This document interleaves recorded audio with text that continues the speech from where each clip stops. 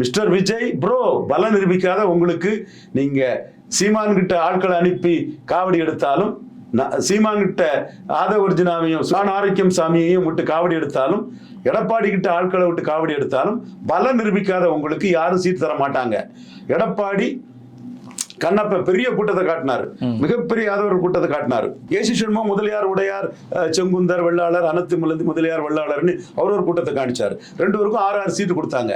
நீங்க ஒரு cinema hero, பலம் நிரூபிக்கல. பலம் நிரூபிக்காதவங்களுக்கு மரியாதை கிடையாதுங்க. உங்க பணத்தை வாங்கிக்கிட்டு உங்கள்ட்ட அப்படி ஒரு மரியாதை இருக்க மாதிரி போய் சொல்றாங்க, நம்பாதீங்க. ரொம்ப அசிங்கப்பட்டு போவீங்க, கேவலப்பட்டு போவீங்க. எத்தனை பேரை ஆட்களை அனுப்பி சீமான் வீட்டுக்கு காவடி எடுத்தாலும், எடப்பாடி வீட்டுக்கு காவடி எடுத்தாலும் சரக்கு இருந்தா தாங்க கொள்முதல் பண்ணுவாங்க. இப்போ அன்னைக்கு கேப்டன் விஜயகாந்துக்கு 41 சீட்டு கொடுத்தாங்கன்னா 8-10 பலத்தை நிரூபிச்சாங்க. அப்போ நீங்க பலத்தை நிரூபிக்கணும்.